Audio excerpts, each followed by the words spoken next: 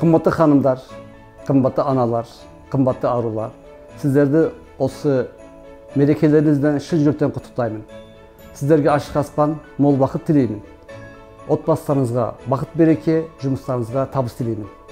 Сіздер өмірді нұрландырып, шаңыраққа шаттық нұрын себесіздер.